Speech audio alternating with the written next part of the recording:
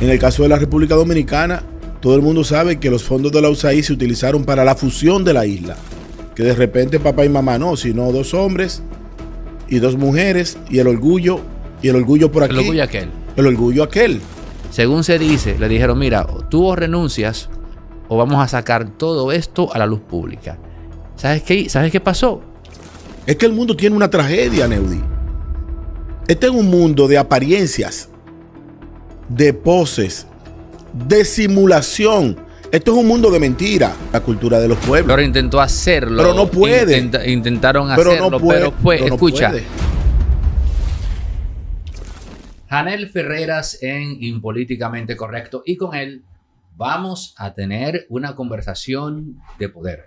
Janel, ¿cómo interpretas que el presidente Luis Abinader ha designado un nuevo embajador, una representación diplomática al más alto nivel en Venezuela, cuando se supone que teníamos rotas esas relaciones? Y recientemente, por cierto, Diosdado volvió en buen dominicano a suapear el piso con el gobierno. Los estados tienen relaciones diplomáticas y consulares. En el caso de la designación del ex jefe de la Policía Nacional, Jaime Marte Martínez, no es un embajador ni un diplomático. Él es un cónsul. Un cónsul. Sí, entonces el caso del cónsul. De la corrección. El cónsul es un funcionario designado en el servicio exterior. Es un funcionario del Estado Dominicano que tiene como sede Caracas, Venezuela, y va a estar al frente de la misión consular. Hay mucha confusión en las personas que no manejan el término de la diplomacia. Hay 6 niveles para la diplomacia solamente.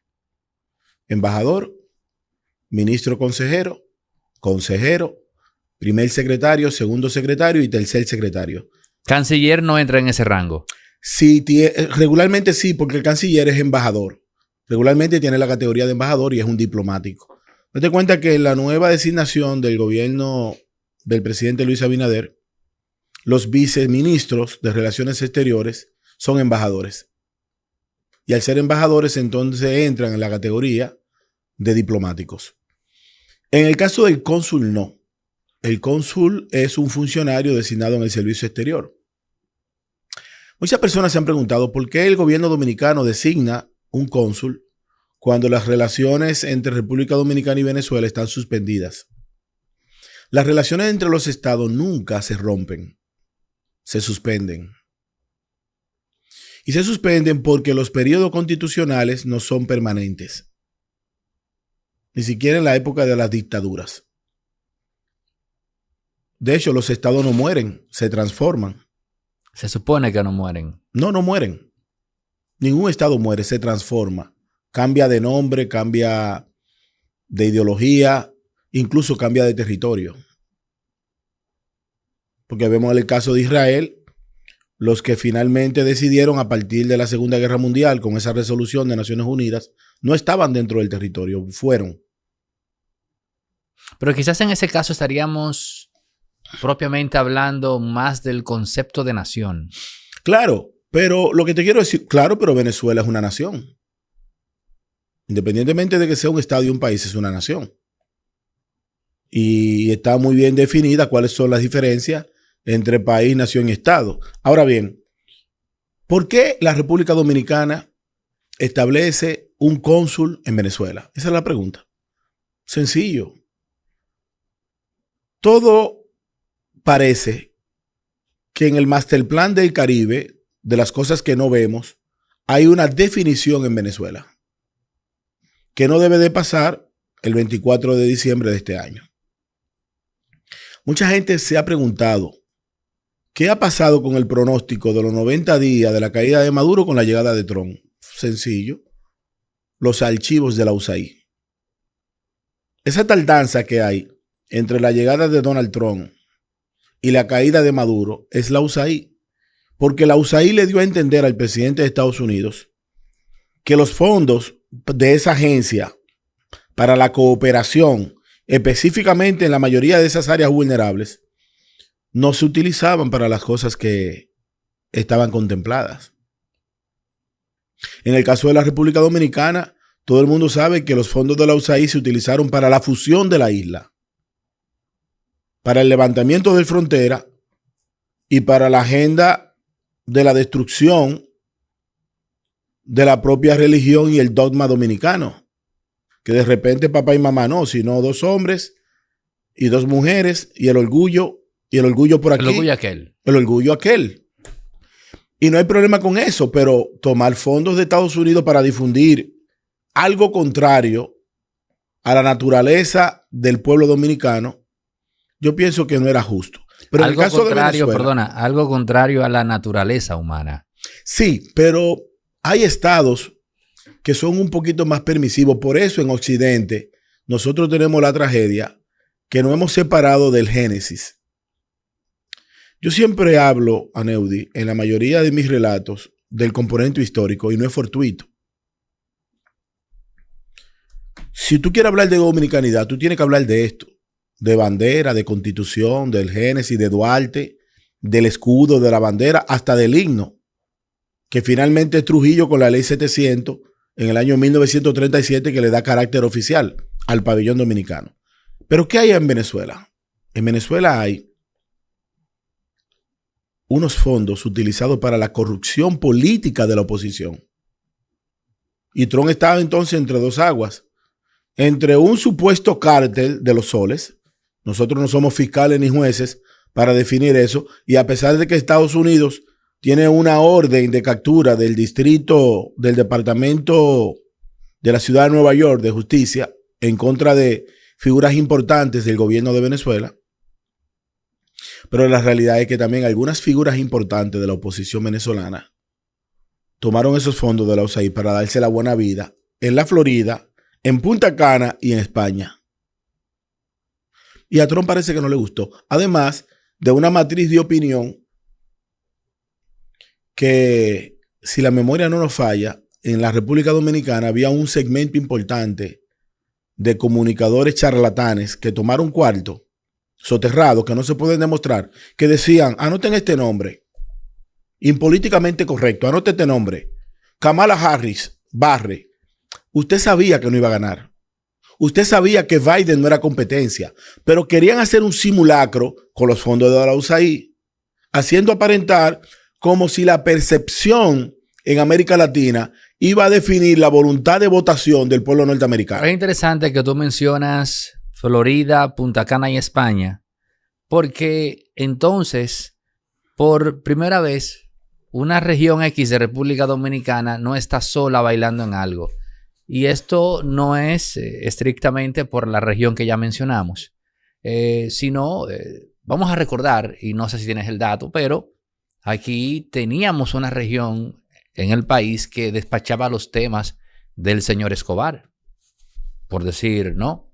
Casualmente en el este, aunque ojo, no era Punta Cana, repito, no era Punta Cana. Y aquí la gente se sorprende cuando hablamos de Jalisco, cuando hablamos de Sinaloa, que están acá, bueno, pero tenemos una posición geográfica interesante, tenemos una competencia entre organizaciones, si está una es posible que esté la otra, y así fue. Eso fue lo que incluso oficialmente terminó demostrándose o confirmándose, y eso es interesante porque yo dije aquí en una ocasión, ahí están diciendo que aquí está Sinaloa, y dije yo, bueno, prepárense. Porque si oficialmente dicen que está Sinaloa, también está Jalisco. El detalle es que las organizaciones criminales tienen un solo problema en el mundo. Y ese problema es uniforme. ¿Cuál es el problema que tienen las organizaciones criminales? Es la colocación del dinero. Por eso, el narcotráfico, el lavado de activos, la corrupción, el crimen organizado, el tráfico de armas, ¿tiene algo en común? Los paraísos fiscales. Porque todo eso genera, nadie hace ninguna actividad por tema de filantropía. Todo genera recursos. Pero es tanto el recurso que generan esas actividades que hay que buscar destinos en desarrollo para la colocación de esa inversión. No es fortuito. Tú no vas a encontrar que el supuesto cártel de Sinaloa o el supuesto cártel de Cali o el supuesto cártel de Medellín o finalmente el supuesto cártel de Los Soles tiene una inversión en las Clavellinas de Neiva. Tiene una inversión en Santa Cruz de Barahona o tiene una inversión en Matamamón de Villamella. No la tiene porque allí no hay un polo desarrollado. Por eso es que la mayoría de la infraestructura inmobiliaria tiene precios exorbitantes al mercado local, porque es muy fácil. Un apartamento que regularmente por metro de construcción puede valer entre 45 a 60 mil dólares. Bueno, pero ese apartamento cuesta 5 millones de dólares. ¿Por qué? Porque el componente del precio lo da el mercado, el territorio y la competencia. No es lo mismo, Neudi, una buena casa en Villamella que un buen apartamento aquí en el Mirador Sur. No es lo mismo. Puede ser que el de allá tenga mejores condiciones, pero el lugar determina el precio. Venezuela siempre ha sido, es y será un territorio multimillonario. Aún en la construcción de ese socialismo que determina que yo soy el todopoderoso, pero la base social de Venezuela tiene que hacer fila para echar combustible, tiene que hacer maniobra para resolver su día a día. El salario mínimo de Venezuela hoy, a la grabación de este espacio, ronda por los $2 al mes. $2, 120 pesos dominicanos. Pero hay un contraste entre esa realidad y los componentes de la geopolítica. Es muy probable que la decisión de la República Dominicana tener un cónsul en Caracas haya visto más allá de la curva el desenlace del tema de Venezuela. O de aquellas cosas que Juan Bo decía que se ven y no se ven. Hay cosas que se ven y otras que no. El tema de las embarcaciones. El crucero Lake Erie, el submarino Newport News, las 3 naves anfibias y los 3 destructores encabezados por la embarcación llamada Iwo Jima no se han ido del Caribe. Pero tú piensas que esas embarcaciones están allí para tirarle un torpedo a una supuesta lancha o a un narco submarino en el Caribe. No. Si fuera así, el Golfo de México y el Pacífico estuvieran resguardados. No. Pudiera ser que la presencia de esas naves, digamos, sea para prever que no se dé un escape por agua. No. Por cielo no pueden irse. No es para eso. No es para eso. No. La colocación de esas embarcaciones, más otro barco que llegó esta semana, el Enigma. Esas embarcaciones están allí para ganar tiempo a la decisión de Maduro. A Maduro se le está dando un tiempo como un mecanismo de salvoconducto porque él tiene solamente 3 caminos. Solamente 3. El primero es el más inteligente para él. El exilio garantizado, primero con su vida y después con sus recursos. Y que parta de Venezuela. El segundo es una guerra civil donde él termine como terminó aquel jefe militar de Irán, bajo las alas del MQ-9, que son de los drones que están en Puerto Rico, que tienen la capacidad de entrar a un territorio sin piloto y colocar un gran daño en el territorio actual. Y tercero, una prisión en Estados Unidos, que a él tampoco le conviene. Ahora, ¿está preparada Venezuela para lo que viene? Es la gran pregunta. Bueno, yo no sé si tú sabes que cuando nosotros marcamos las estadísticas de los desplazados en los últimos 24 meses en el mundo, tú sabes que Venezuela supera a Ucrania en número de desplazados. Venezuela, sin una guerra activa, tiene más desplazados que Ucrania. Lo que significa que esos 8 millones de venezolanos que partieron y otros que pretenden partir. Ser maestro es guiar, inspirar, pero también aprender cada día. Porque el conocimiento no tiene límites. La mejor enseñanza nace de la preparación. Cada lección que aprendes transforma el futuro de quienes te escuchan. Cuando un maestro crece, sus estudiantes también lo hacen. Sigue capacitándote, porque el mejor maestro nunca deja de aprender. En Inafocán formamos a quienes Tienen un motivo muy fuerte que le hizo salir de Venezuela. Una tierra hermosa, con buenas montañas, con grandes valles, con hermosos ríos, con las mejores playas. Para nosotros el aliño, para ellos, bueno, el ocumo es la yautía, los guandules es el quinchoncho, el maíz es el jojoto, pero todos los productos de Venezuela, Neudi, superan por mucho a los dominicanos. El plátano de Venezuela es incomparable. El plátano más grande de la región dominicana es el de Barahona, que se da entre Vicente Nobre y Las Clavellinas, mayoritariamente. Pero el plátano de Venezuela es un plátano gigante. Venezuela tiene todos los elementos para vivir bien, menos el sistema político copiado del comunismo cubano que a todas luces ha fracasado. La matriz en todos estos elementos, que de hecho está amarrado con la cumbre que viene para acá, Venezuela, Cuba y Nicaragua. La fórmula la da Fidel Castro. Pero espérate, vamos a ver. Hablaste de la cumbre aquí en Dominicana. Y hay discusiones que son estúpidas y que uno se pregunta a razón de qué vienen, porque incluso dejan mal parado a quien la establece. Por ejemplo, el reclamo. Por ejemplo, ¿qué hace Diosdado Cabello quejándose de que no lo invitaron a esa cumbre?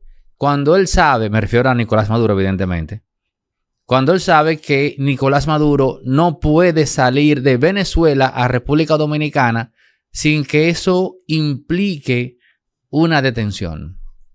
O sea, no tiene por qué quejarse. O sea, porque aún si lo hubiesen invitado, no hubiese podido venir. Dime de eso. Eso es parte de la narrativa.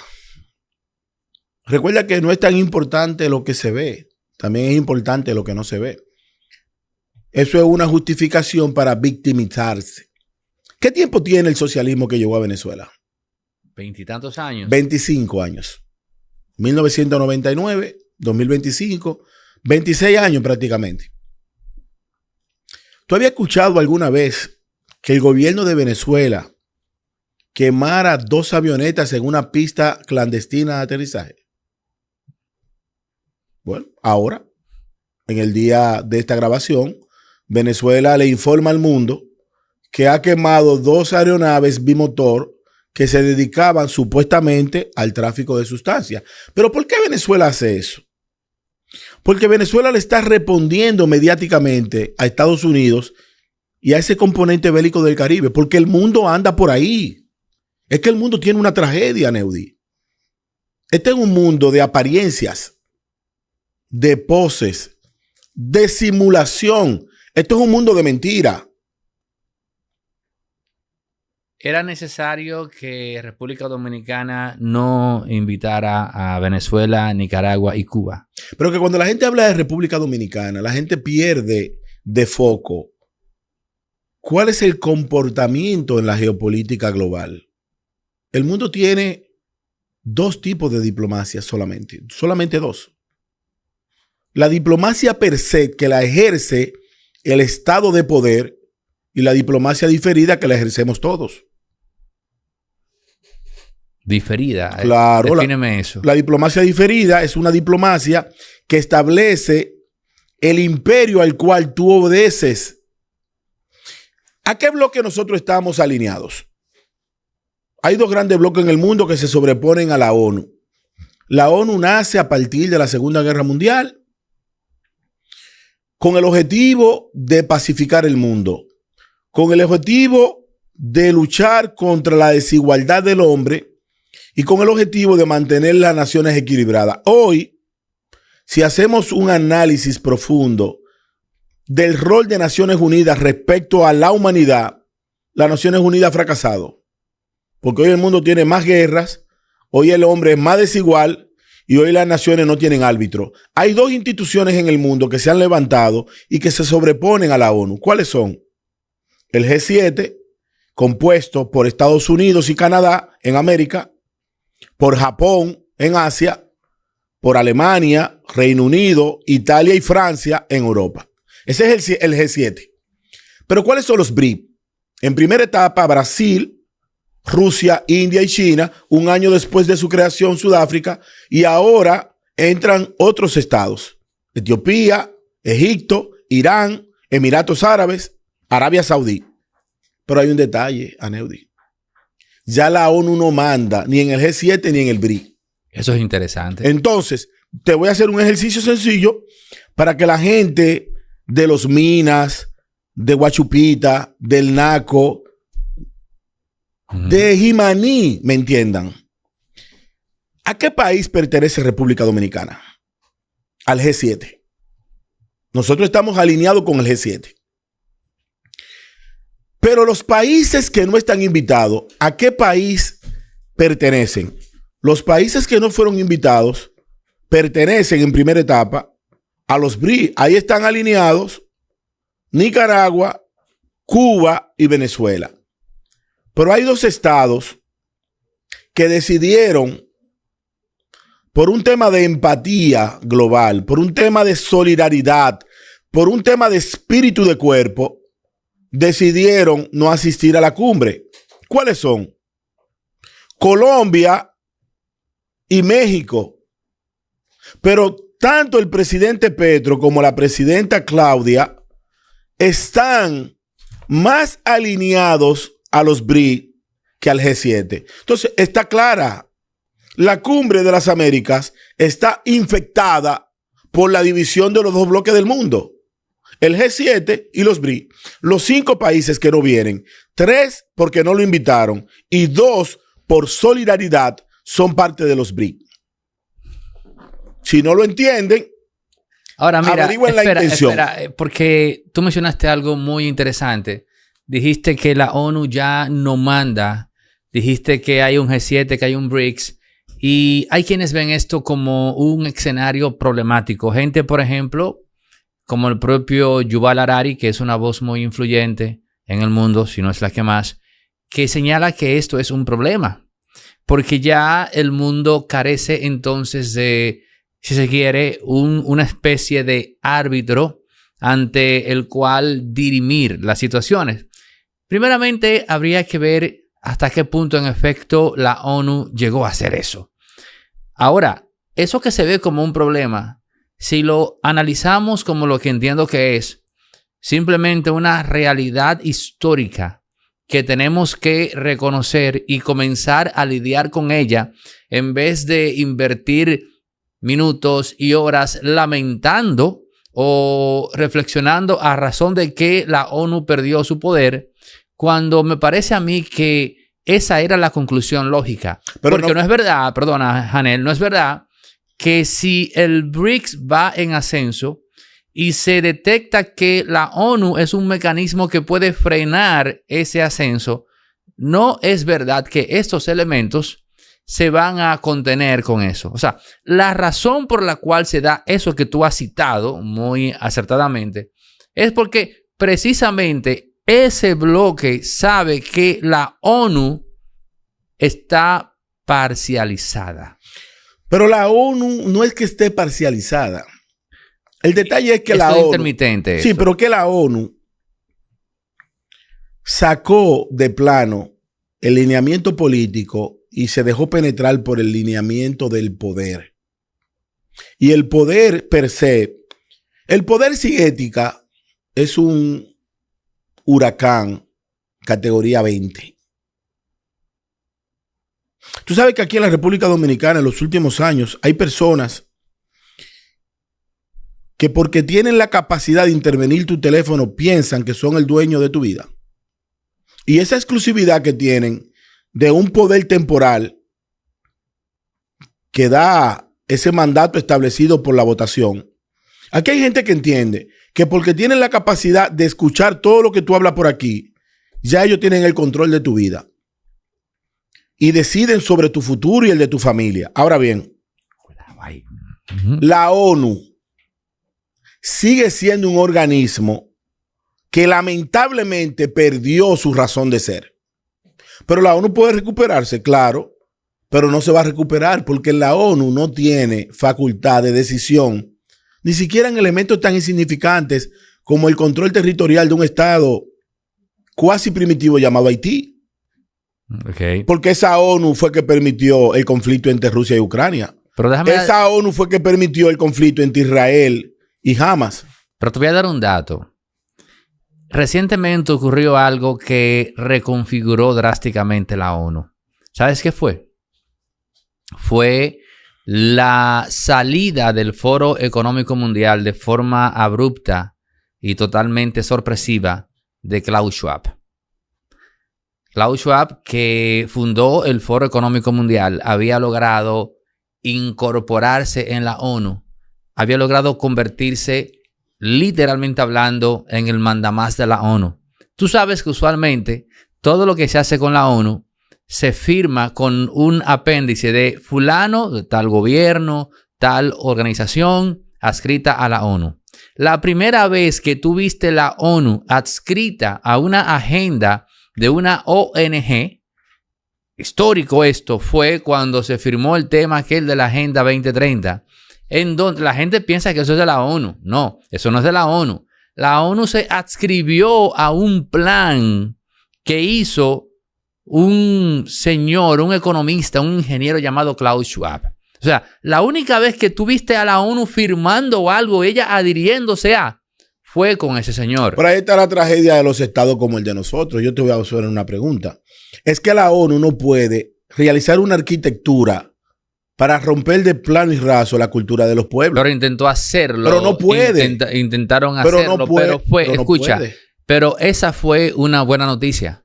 Porque no es verdad que el Foro Económico Mundial sin Klaus Schwab va a seguir operando igual. No es verdad que el Foro Económico Mundial va a seguir teniendo esa fortaleza o mandando en la ONU sin Klaus Schwab. Esa renuncia de este señor, que dicen las malas lenguas que se debió a un golpe de estado interno, porque aunque el foro es de él, con el tiempo él tenía que tener socios, ¿no? Entonces, esos socios le sacaron a él los trapitos. Tú sabes que Lord Acton decía, el poder corrompe y el poder absoluto corrompe absolutamente. Entonces, este hombre que era el mandamás de ese foro y que canalizaba cientos, quizás miles de millones de dólares al año y que era el pantocrator de eso, estaba ya corrompido absolutamente. En buen dominicano lo agarraron en la bajadita. Según se dice, le dijeron, mira, tú o renuncias o vamos a sacar todo esto a la luz pública. ¿Sabes qué pasó? Colgó un tweet, anuncio que renuncio de manera irrevocable a partir de este segundo a la presidencia del Foro Económico Mundial. Nunca más se ha sabido de él. Dime tú si el golpe no fue fuerte. Fue fuerte, pero el mundo no tiene, la ONU, sustento sobre los lineamientos, por ejemplo, ideológicos del mundo espiritual. Me pregunto, ¿tiene la ONU decisión sobre los más de 1.350 millones de chinos? No, y qué sobre bueno. Su cultura. No, escucha, no, y qué bueno que no sea así. Ok. ¿Tiene la ONU decisiones sobre los más de 1.400 millones de indios? No, y qué bueno que no sea así. Pero la ONU tampoco tiene decisiones sobre los más de 1.000 millones de practicantes del catolicismo. Entonces, ¿qué es lo que ha pasado? Es que el mundo ya va en la etapa de la degradación y hay personas que dicen que la finalización de una era termina así. Regularmente la era duran 250 años. La era moderna empieza con la caída de Constantinopla del 1453. termina el medioevo y empieza la época moderna. Ahora estamos en la posmodernidad. Llega el Internet de las cosas, la inteligencia artificial, la estrecha, la general y la supra. Estamos en la era de la posverdad y los fake. De cada 3 noticias que hay colgadas en la red, incluyendo estas, 2 son falsas y la otra es construida. Lo que para ti es correcto, para otro es una aberración. De repente te crías pensando de que no interrumpir a tus padres es la forma correcta de crianza, pero ahora vemos muchachos que le dan con una tabla a la mamá. Me imagino que hace 12 o 13 años la República Dominicana decidió marchar por un supuesto 4% para la educación. Si la memoria no me falla, hace más de una década. Pero todos los titulares en República Dominicana presentaron de que un niño de 13 años dirige una banda y que se entrega voluntariamente con 2 haitianitos menores de edad también. Todo eso es parte de la degradación del mundo. Entonces uno se pregunta, ¿cómo se resuelve eso? Volviendo al Génesis, haciendo una revolución cultural, volviendo al alambre de Codetel y al agua de sal, o simplemente metiendo la cabeza debajo de la tierra para que esta ola de la inmundicia colectiva termine de joder lo que ya tenemos. Entonces hay un principio que dice que cuando la mayoría está perdida, la minoría hace una revolución. Lo que pasó en China. ¿Quién va a hacer la revolución en el mundo donde hoy no hay valores éticos? El común denominador entre las personas es el robo a todos los niveles, a Neudi. Aquí hay una calle en el Distrito Nacional donde en menos de un año un padre de la patria moderna ha roto más de 20 vehículos con los retrovisores, pero tú vas aquí donde venden los retrovisores y el mismo que te robaron te lo venden.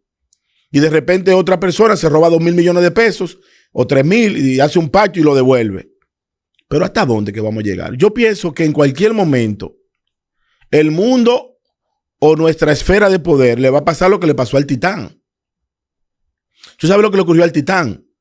Ese submarino que fue a buscar los restos marinos del Titanic. Penetró tanto que implosionó. Tan abajo, sí. Nosotros estamos muy abajo.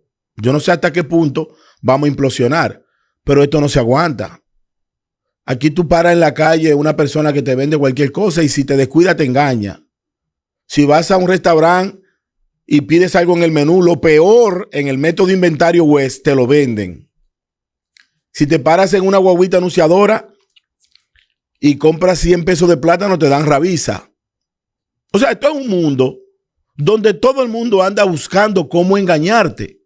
Y parece que de plano y raso se llevó el componente ético de la humanidad. Y eso no escapa a la pirámide que rige el mundo.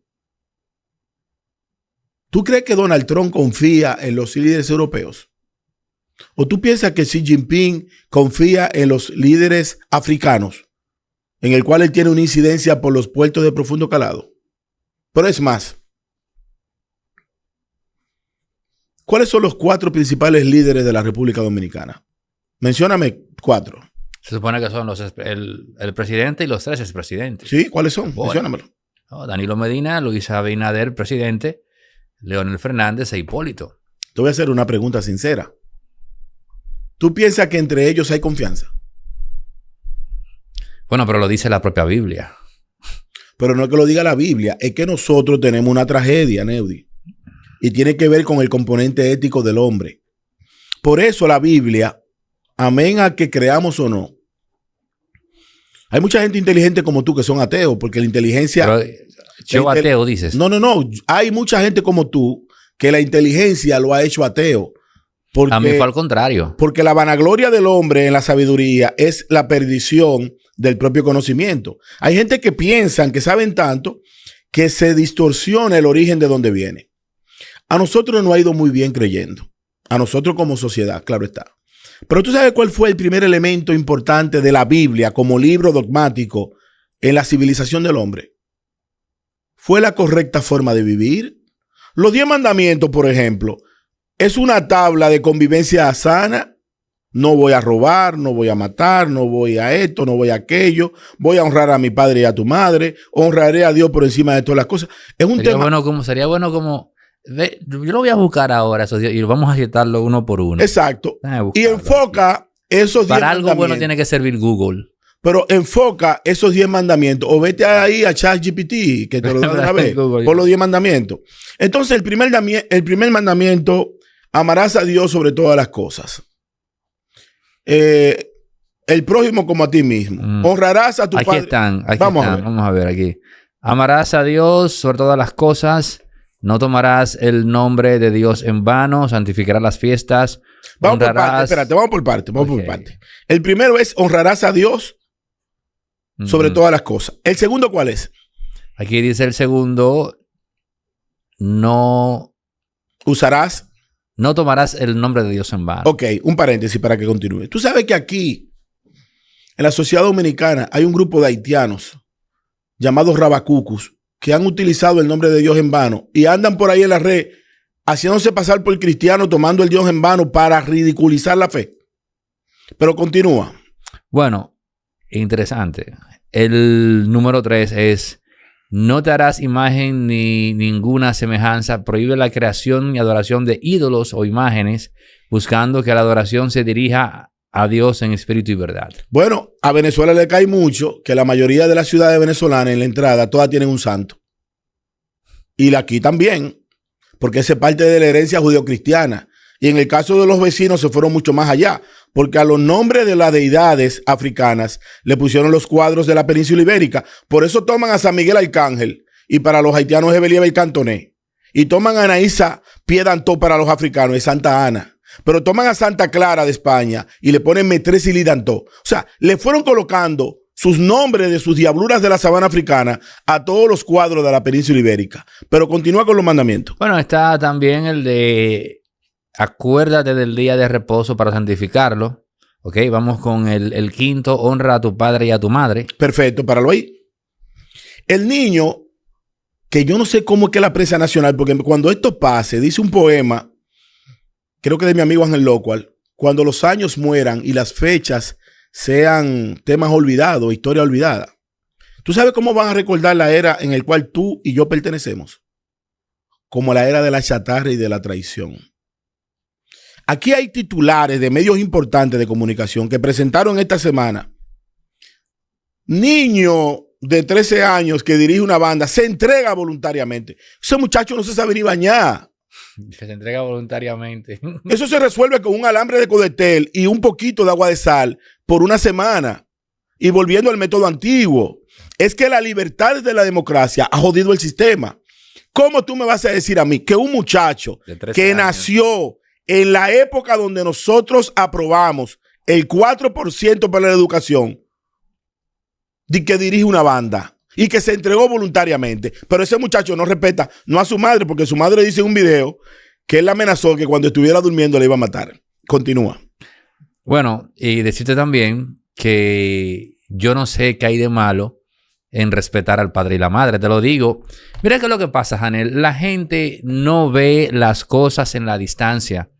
Porque esto que tú estás citando quizás comenzó antes, pero se aceleró, por ejemplo, con el bendito Common Core de Barack Obama.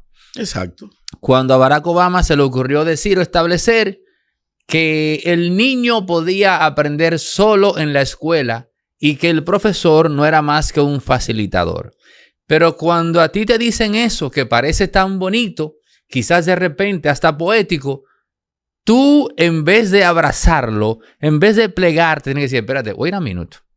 ¿Cómo es eso de que el niño puede aprender solo en la escuela? ¿Cómo es eso de que el profesor es un facilitador? Cuando yo como padre escucho eso, en vez de decir: ay, que sí, qué bueno, espérate. Tengo que decirme: el profesor es lo más cercano a la imagen del padre. Y es la continuidad. Si yo acepto que un cabrón, vamos a decirlo así, llamado Barack Obama, se le ocurra decir: no, el maestro es un facilitador, vamos ahora con el Common Core. yo estoy abriendo la puerta precisamente para degradar la familia. Pero y es un cabrón, disculpa, porque todo aquello que atente contra la familia es satánico. Por eso aquí dice, honrarás a tu padre y a tu madre. Sí, pero partiendo de esa visión, también se te olvidó. Continúo, ¿eh? Sí, se te olvidó decir, ¿cuál fue el principal elemento en esa construcción? ¿Tú recuerdas cuál fue? No. Oh, pero el principal Me dan elemento de ganas esa de olvidar, construcción, adelante. el primer elemento de esa construcción fue decir de que los niños nacen sin sexo y que los niños tenían la decisión de definir con mayoría de edad qué ponerse. O sea, que yo nací carro y mañana soy jipeta. No, usted nace hombre o mujer y nosotros no somos fundamentalistas. Tú puedes tener tus condiciones psicológicas. ¿Vas a caer en ese chantaje? Pero no soy fundamentalista. Pero aquí usted nace hombre o nace mujer. O usted preña o usted queda preñado. Sigue con el mandamiento. Entonces, el sexto, no matarás. Exacto. Ahí no hay que agregar nada. Exacto. Bueno, el número 7, no cometerás adulterio. Un componente. Protege la santidad del matrimonio y la fidelidad conyugal. ¿Tú te imaginas una sociedad Te hago en un la paréntesis. cual... Te hago un paréntesis Dime. ahí. Bueno, atención a los atletas, la gente que tiene movilidad continua. Les tengo una muy buena propuesta para hidratarse. Bayfront no es agua mineralizada, es agua mineral. ¿Y qué significa esto? Muy simple, que es agua extraída directamente de la naturaleza, conservando todos sus minerales en estado natural. Agua mineral Bayfront, puedes ya buscarla en los supermercados del país. A ver. 8 de cada 10 líderes del mundo tienen más de 3 mujeres. Y si son mujeres, más de 3 maridos. Por mes. Sigue. No, ¿tú te imaginas una, entre comillas, sociedad en donde no exista un criterio de fidelidad y estemos a mansalva? Pero que la fidelidad se perdió. Aneudi, mira. Ok, una cosa es que se haya perdido y otra cosa es que yo, como ser inteligente, aspirando a la sabiduría de vida, tenga claro que ese es el camino correcto. No, no es el camino correcto, pero en el pragmatismo real de la política, de la realpolitik, aquí hay gente que hablan con 3 personas al mismo tiempo y le ofrecen los 3 en la misma posición. Eso es infidelidad. Pero el cubeo es la norma en la mayoría de los sistemas democráticos del mundo, sobre todo en América Latina. Ok, también luego está el 8, que es no robarás. Ah, pues aquí está roba. Aquí roba. Oye, aquí está robando tal monaguillo. Aquí está robando todo el mundo. Aquí roba el de arriba, el de abajo, el del medio. Nosotros estamos como la arepa. No darás, el número 9, falso testimonio contra tu prójimo. Esa era la desgracia más grande de la humanidad. Estamos en la era del fake. Aquí todo el mundo quiere fabricarle un expediente a otro. Aquí todo el mundo quiere señalar la conducta del otro. Aquí los vecinos en los barrios ya no se pasan comida, se pasan dinamita. Ya la población latinoamericana no confía en el prójimo. Y aquí no hay, en la Navidad no se pasan comida. Y hay gente que no se atreven a probar la comida de su vecino porque piensa que lo va a envenenar. Dime el otro. Bueno, también está ya finalmente el 10. No codiciarás la casa de tu prójimo ni sus bienes. Y a ese se le agregaba ni su mujer. Ok, entonces en el último mandamiento nosotros concluimos y cerramos que el mundo anda jodido. Porque lo que fue dentro de un proceso del Antiguo Testamento, porque eso aplica para las religiones abrahámicas, sobre todo para las primeras 2, que es el judaísmo y el cristianismo. El judaísmo, que toma los primeros 5 libros de la Biblia, lo que se llama el Pentateuco, donde está el Génesis, Levítico, Número, Deuteronomio y Éxodo. Esos 5 libros es allí donde están los mandamientos de la tabla de Moisés. Pero independientemente que eso haya sido real, que el hombre salió entre el Éufrates y el Tigris en la antigua Mesopotamia, en esa zona donde hoy se conoce como Irak, y que un Dios le prometió un territorio donde va a emanar leche y miel, cercano a la península arábica, pasando por el estrecho de Hormuz, el paso del Bab el Mandeb. La realidad es que esos componentes a Occidente le ayudó a tener sociedades organizadas. Pero ahí está el gran aporte de España, independientemente de ese catolicismo radical, en la organización de las ciudades, en el parque, una capitanía, una alcaldía y una iglesia. Por eso fue que Enriquillo y Mencía, siendo aborigen, casi se bautiza. Ahora que hay mucha gente que en el 2025 vive en concubinato, Enriquillo se casó. ¿Tú sabías eso, que Enriquillo se casó? Y que fue adoctrinado por la iglesia. Pero ese fue el componente que le dio la diferenciación a lo que es América Latina, a diferencia de lo que es Haití. Porque Haití no entró nunca a ese concepto bíblico, dogmático y conductual. Los haitianos no creyeron nunca en la palabra de Dios. Y los creyentes cristianos ahora que se han arrepentido, muchos de ellos lo hacen para ganarse el territorio y otros se han dado golpe en el pecho porque saben que durante 200 años estuvieron perdidos con esa sabana africana, con esa madre espiritual de Haití llamada Esidi Dantó, que mientras el Dios Trino habla de perdón, que es el principal elemento del cristianismo, el perdón, Aneudi. El perdón y el libre albedrío. Pero sobre todo el perdón. Sin el perdón no era posible vivir. Sin el perdón no es posible vivir. Es más, los primeros que tienen que perdonarse somos nosotros mismos, por acciones, por omisión, por silencio, incluso por pensamientos. Pero los africanos haitianos en el 97% del pacto de Bois Caimán lo que dijeron fue: el Dios de los blancos nos mira desde el cielo y nos mata. Esta noche llamamos a venganza. Y quemaron más de 1000 fincas. No hubo perdón. De hecho, la tragedia haitiana en el presente es que en 200 y tantos años no han podido perdonarse. Y está muy lejos el perdón. Por eso en los 27 grupos de ellos no hay forma de ponerse de acuerdo, porque entre ellos no hay perdón. Y volviendo al génesis de la palabra de Dios y de la Biblia, te digo que a nosotros creyendo no ha ido muy bien.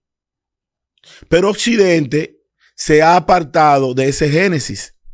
Se ha apartado de los drivers sociales que nos ayudaron a vivir en convivencia. Aneudi, si tú haces un consolidado de las noticias en redes sociales, la revista Suceso de mi amigo ido a destiempo, Tony Pina, es un niño de teta delante de lo que estamos viendo hoy. Si tú le metes sentido común y crítico a los titulares, un niño de 13 años con una banda, una persona que abusa de la confianza del presidente de la República y teniendo un vínculo familiar se roba más de 3.000 millones, coño, porque yo te voy a decir algo, para tú robarte 3.000 millones, tú tienes que tener un corazón muy negro. En caso de que haya sido así, ¿eh? Pero fue él que hizo un pacto. Ah, no, bueno, espérate, pero fue él que hizo un pacto. Mira, a ese carajo, vamos a decir su nombre, Máximo Montilla, yo no lo conozco, ni me interesa.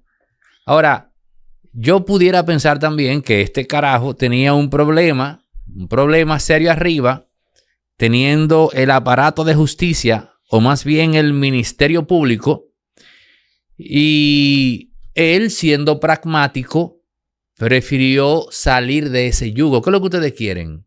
Tanta cosa. Yo te voy a dar un caso. El apartamento aquel que dio el hijo de este señor, ese apartamento, eso fue, y el apartamento también, ténganlo, y se lo trayó en la cara. Suéltenme en banda, sáquenme de este lío. ¿Sabes lo que tú vas a agarrar por un pique, un apartamento de más de $1 millón? Y téngalo, no me jodan, ¡pran!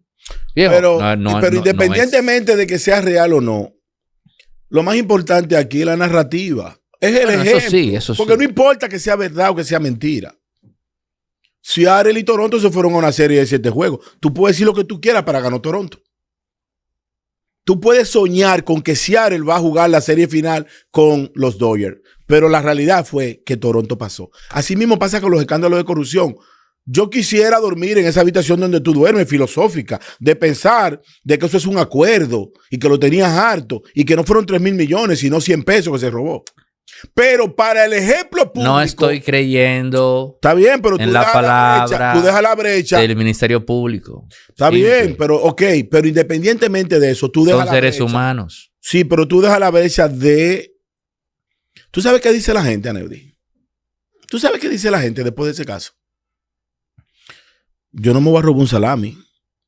Yo me voy a robar 3,000 millones para hacer lo mismo. Entonces es un mal ejemplo.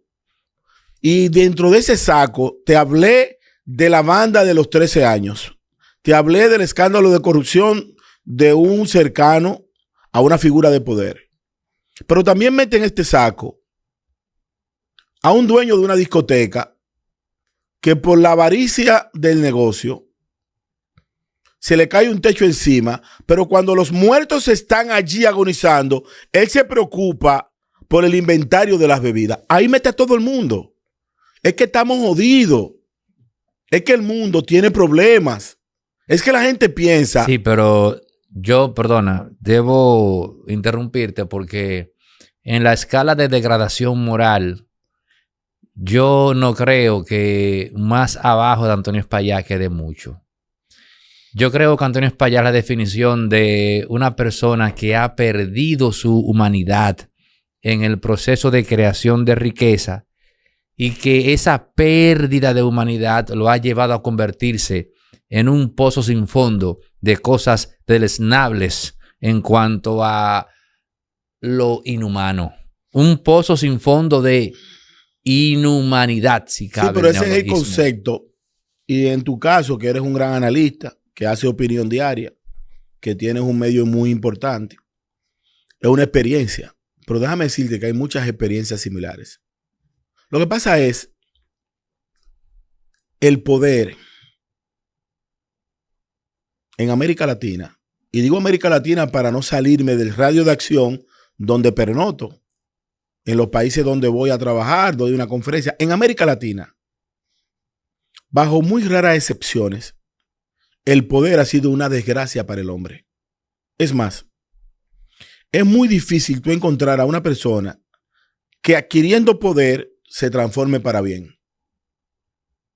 El poder le llega a la gente con prepotencia, arrogancia, altanería, soberbia, lujuria. Es más, el poder enferma a la gente. Aneudi, hay personas que se transforman. Y cuando el poder se le va, entonces le vuelve a la cabeza de inmediato esa memoria de humildad. Hay personas que tienen tu teléfono, pero el teléfono se le olvida mientras están en el cargo. Cuando no está en el cargo, lo primero que hacen es llamarte. ¿Cómo se llama eso? Entonces, yo pienso que usted puede tener aspiraciones en la vida. La vida es muy cómoda y es buena. Es muy buena tener comodidades. Yo quiero tener un caballo, que no tengo todavía. Yo aspiro a tener un caballo. Y ojalá sea un caballo negro, de paso higüeyano. Pero te voy a dar un dato, Aneudi. Compartes con el Mayo una misma afición. El Mayo no solo era loco con los caballos, tenían los caballos más caros del mundo. Sí, pero yo quiero un caballo. Pero es muy probable que es un caballo que yo quiero. Yo no puedo tener 100 caballos. Yo no me voy a subir en los 100. No sé si me entiendes lo que te voy a decir. Yo quiero tener un buen vehículo, pero yo no puedo tener una colección de vehículos. Aquí hay personas que tienen 20 vehículos, pero si lo tuvieran porque son peloteros o porque son boxeadores o porque se sacaron la loto, no hay problema. No, lo tienen robando. Lo tienen haciéndolo mal hecho. Y ahí es que está el problema, donde tú no tienes prudencia entre lo que tú haces. Por eso, y amarrando todo esto con el tema de Venezuela, por eso fue que se perdió el pensamiento en principio cuasi revolucionario de Chávez, que es un vengador social, un reaccionario. ¿Y cuándo es que vamos a tener la dicha en América Latina sobre todo en República Dominicana, de tener un vengador social que sea capitalista? Nosotros ¿Por qué lo tiene tuvimos. que ser Nosotros un lo vengador tuvimos. social con esa cháchara No, estatista? nosotros lo tuvimos. ¿Quién fue? No, Trujillo, un vengador social capitalista. Capitalista. Claro, Trujillo capital. ¿Quién crea la riqueza aquí? Trujillo. Trujillo era un ladrón. Sí. Era un sátrapa. Sí. Era un delincuente. Sí. Pero Trujillo modernizó el Estado Dominicano. A partir de Trujillo es que la gente creó riquezas. Antes de Trujillo, antes de 1930, aquí nadie era rico. Aquí la gente tenía negocios de importaciones de pieles, de tabaco en el Cibao, de animales en el este y de aserradero de caoba en el sur. Así se dividía.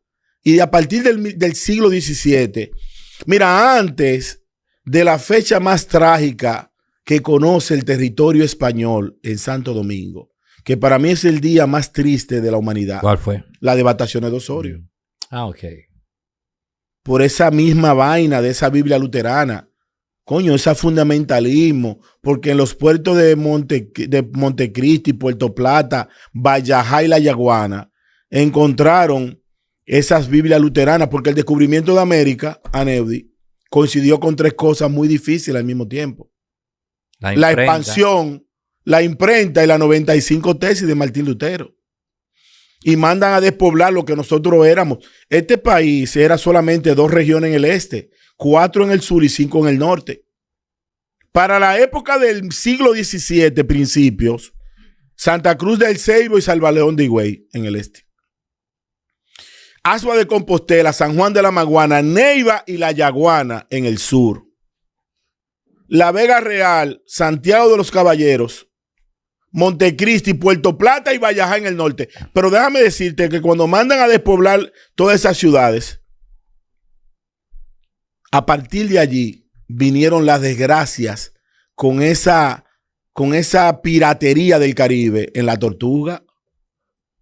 Y hoy tenemos entonces la narrativa confundida porque nosotros levantamos el hilo cultural y no sabemos cuál es la realidad de nuestro vecino, que ellos dicen que son taínos y llegaron 250 años después de la colonización en este territorio.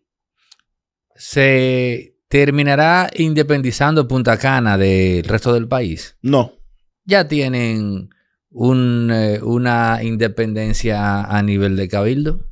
No importa que tengan una independencia incluso territorial. El himno dominicano, que se hace como ley del pabellón en la ley 700 del 1937, dice claramente que primero se hunde la isla. Mira, nosotros tenemos en la actualidad dominicanos de temporada. ¿Sabes lo que es un dominicano de temporada? Un dominicano que puede tener una cédula violentada por los procesos de traición, pero que todo el mundo sabe que no es dominicano. El hecho de que tú tengas un documento dominicano porque te traicionaron la patria no significa que tú eres dominicano. Y cuando venga el que ha de llegar, porque va a venir. Pero usted puede estar convencido, no importa que usted vea que los haitianos se queden con todo Santo Domingo, como ahora se han quedado por las calles. La 27 de febrero, desde el Elevado hasta la Luperón, es un territorio haitiano. Pero eso es hasta que venga el que ha de llegar. Y el que ha de llegar está a punto de llegar. Aquí todo el mundo está hablando del 28. Los partidos políticos de forma muy malintencionada hablan de diferencias políticas. Pero aquí nadie ha preguntado cuál es el verdadero problema de la sociedad dominicana. Que es la normalización de la invasión. Y si tú tomas esta constitución, te vas a dar cuenta que todo lo que está aquí está contraria a la realidad de esta normalización de la invasión. Cuando venga el que ha de llegar, ¿en qué año llega Trujillo? En el 1930. Ok. ¿En qué año estamos? 2025. ¿Cuántos años faltan para que Trujillo cumpla 100?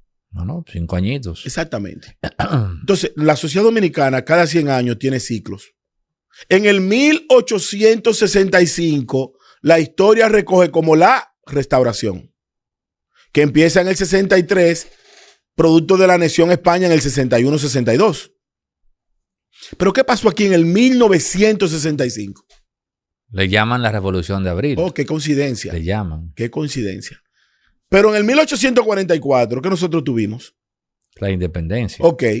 100 años después, calcúlalo, 1937, faltaban pocos años para el 44. La batalla de la frontera. Que la gente habla aquí del corte de Trujillo. No, no es el corte de Trujillo. En este libro, que yo le solicito, le pido por favor a todo el que quiera hacer política, que se lea esta colección general de tratados. En esta fotografía que está aquí atrás, ¿usted sabe quién está aquí en esta fotografía? Ahí está el acuerdo de referéndum de entendimiento entre Trujillo y Estenio Vicen, donde Trujillo le dice, no hay problema, te vamos a reconocer los 6.500 kilómetros cuadrados entre el Tratado de Aranjuez y el Tratado del 29, entre Horacio Vázquez y Luis Bornó. Pero yo quiero que a partir de ahora ustedes respeten la frontera. 4 meses antes del 7 de octubre del 1937, los haitianos malograron a un centinela dominicano en la frontera. Fue por eso el corte. Y nosotros lo justificamos jamás. Pero lamentablemente, si nosotros no conocemos nuestra historia, nosotros vamos a volver a repetirla. Definitivamente la vamos a repetir. Y los dominicanos que hacen política no conocen a Duarte, no conocen el pueblo dominicano, ni tampoco conocen la realidad con el pueblo haitiano. Por eso confunden de que los haitianos son unos pobrecitos que están naciendo. No. Los haitianos están haciendo en el territorio dominicano lo mismo que hizo la matriz de Neo. Nos va a romper desde adentro. Pero hay una buena noticia. Los dominicanos siempre se liberan y nunca la noche más oscura que cuando va a amanecer. Nunca la noche es más oscura que cuando está a punto de amanecer. Bueno, Janel, ya en la parte final, ¿para qué se hacen cumbres? La gente se queda con la percepción de que las cumbres son totalmente, o sea, no rinden frutos como tal a los países que conforman estos eventos. Eso es falso. Las cumbres son muy importantes y para la República Dominicana la Cumbre de las Américas será un factor determinante para el presente inmediato y el futuro dominicano. Y me explico. Nosotros tenemos relaciones diplomáticas con Honduras, por ejemplo. Pero hay una firma que está en el escritorio entre el presidente Luis Abinader y la presidente Zelaya, por ejemplo, de firmar un acuerdo de vuelos o de cielos abiertos entre los estados, que le va a permitir a los empresarios de Honduras y a los empresarios dominicanos y al pueblo de Honduras y al pueblo dominicano tener vuelos directos por lo menos una vez a la semana y hacer un intercambio de turismo, para hacer un intercambio de cooperación. Esa empresa dominicana llamada Arayet, y perdóname que la mencione por la cuña, está haciendo un excelente trabajo dentro de las relaciones comerciales del pueblo dominicano. ¿Por qué? Porque le ha permitido a los dominicanos acceder a mercado directo que antes tenían que hacer el vuelo por la Florida o volando por Panamá. Entonces, esos vuelos directos dinamizan la economía, dinamizan el turismo. Tú sabes, Aneudi, que ir a Medellín resulta más barato que ir a Bávaro. Ir a Medellín. Sí, es más barato que ir a Bávaro. Tú gastas menos dinero montándote en un avión, alquilando un vehículo y durando 4 días en Medellín, que pasando 5 días en un hotel todo incluido de Bávaro. Entonces, la experiencia de viajar, la experiencia de tomar un avión en Punta Cana o en las Américas y llegar a otro destino, eso se logra gracias a la estrategia diplomática de los estados. Y la República Dominicana hoy se ha convertido en el centro de la geopolítica del Caribe. Amén a todos nuestros problemas, nosotros somos un país que tiene mucho que aportar, pero además, este problema que tiene Venezuela dejó un mercado interesante en las islas del Caribe insular. Venezuela abastecía de granos y hasta de agua potable a la mayoría de esas islas. Nosotros todavía no tenemos una flota de marina de bajo calado, por ejemplo, una marina mercante. Nosotros podemos desarrollar un plan de siembra masiva del campo dominicano y que el excedente de la agropecuaria dominicana, del campo dominicano, se le venda a Trinidad, a Tobago, a Vicente, a Nieves, a Puerto Rico, a Cuba, a Curazao, hacer una ruta de los países periféricos donde nosotros podemos ejercer una dinámica comercial favorable. No solamente es Haití, que tiene una balanza comercial 97-3, 98-2. No, hay otro mercado que también estaría muy satisfecho consumiendo los productos dominicanos. Entonces, para eso son las cumbres. La cumbre no es un espacio de socialité, eso no es verdad.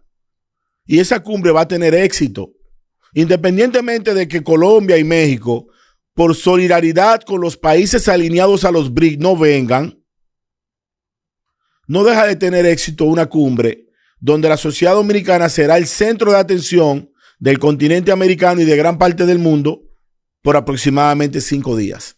Bueno, gracias, Hanel, y a ustedes por llegar a la parte final de esta conversación acá en Impolíticamente Correcto. Los que no se han suscrito, este es el momento de hacerlo. Comenten, compartan, den like. Empieza el próximo. Señores, recuerden que Resorte Media tiene estudios inmensos con capacidad de 4 a 6 personas, con tomas en movimiento, así que emprendedores, estudiantes universitarios, empresas, todo aquel que esté ubicando, ¿no?, un setting de estudio para hacer podcast bien ubicado, estratégicamente ubicado en Bellavista, casi llegando a la Núñez de Cáceres. Aquí puede encontrar esos estudios. Figuras como Noel de la Rosa, Eladio Hernández, La Quinta Pata, Anro Rivas, un servidor. Grabamos acá en los estudios de Resorte Media, donde se está gestando la comunidad de influencers o no comentaristas, analistas locales e internacionales. Están saliendo de acá, de estos estudios. Remberto Pichardo, no se me podía quedar, Remberto, el buen amigo Remberto Pichardo, todos grabando acá en los estudios de Resorte Media. En el número que ves en pantalla, ahora mismo puedes escribir y apartar tu cita para que vengas a conocer los estudios y los planes que tenemos de renta y alquiler de espacios desde 30 minutos en adelante, con capacidad para 4 o 6 personas. Tomas en movimiento y laborando desde las 7 hasta las 11 de la noche.